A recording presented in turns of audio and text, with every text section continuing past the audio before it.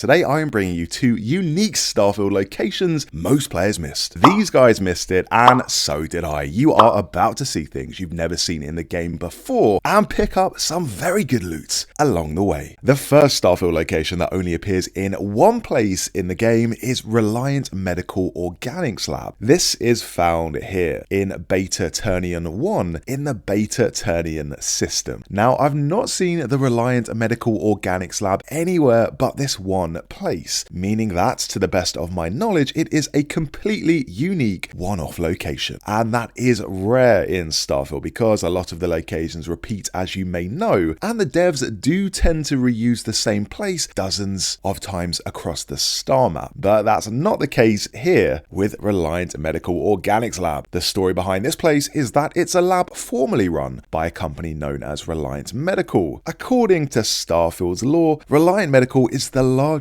medical provider in the settled systems. Pretty much like a sci-fi version of Pfizer. They've spent decades advancing medical science and building a complex supply network, and have locations in most of the game's major settlements, including New Atlantis, Neon, and Aquila. This outpost in particular, however, has been taken over. As you might have guessed by all of the people attacking you, these guys ain't scientists. They are worth fighting though, because there are some goodies to be found in these labs. One such goodie is a skill magazine, which is random, but an example of which that I got earlier is called Peak Performance. This permanently adds 5% to your unarmed damage. There are also a few loot boxes which are guaranteed to contain either a rare, epic, or legendary item. And if you really want to roll a legendary, make sure to save while you're in space. So save the game before touching down on the planet. Then if you don't like what comes out of the loot box, reload that save, touch down on the planet, open the crate again, and the item inside will be different. That's because the contents of loot boxes spawn in when you land on a planet. This location is also deceptively big as well. There's an atrium, a greenhouse, and a section completely flooded by water. You'll be wandering around thinking you're done and then find just a random door leading to another huge area. So all in all, you might get a good hour or maybe even 2 hours out of this location. There's some interactivity too. It's not just like a hollow shell, and one of these pieces of interactivity is security lockdowns, which require you to find and press the override button. Okay, it's not exactly a brain-bending puzzle, but it's better than the usual copy and paste Starfield locations that are just kind of reused assets for you to wander through. Make sure to avoid the wildlife though. This place is filled with creatures to fight, such as vampire bats and maggot maws, which are as gross as they sound. But here is a little tip for you. The robot things that follow you around can actually be recruited, and you can recruit them and turn them friendly. They will start trying to attack the organic enemies, and they'll do that entirely on your behalf. And I love that. For me, it's worth finding this location for that little feature alone. So here's some more gameplay of the location in action. But if you want to skip ahead to the next location, which is really worth watching, skip ahead using the chapters on the timeline below.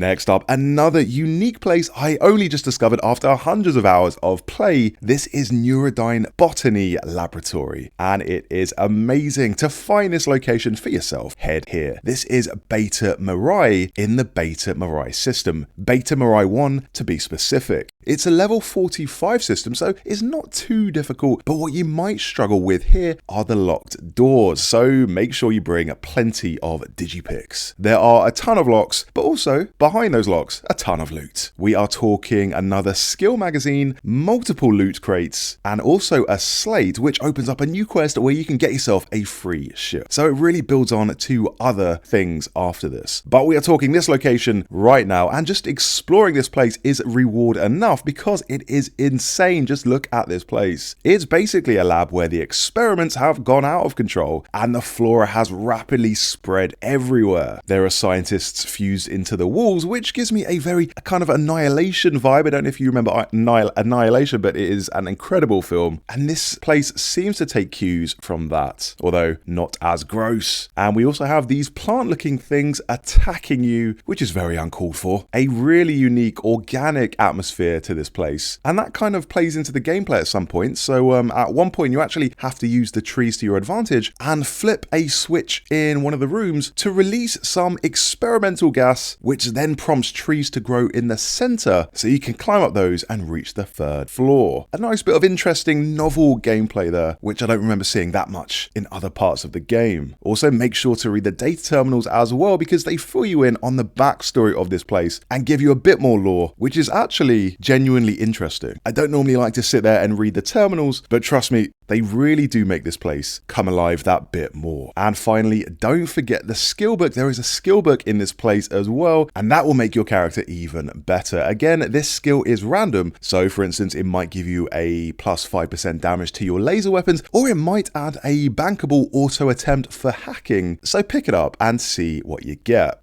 Anyway, I'll leave you with a walkthrough of the Neurodyne Botany Laboratory, and that will be a no commentary walkthrough. But all I've got left to say is thanks for watching this video. If you enjoyed it, do leave a like, and for more Starfield guides, subscribe to the channel.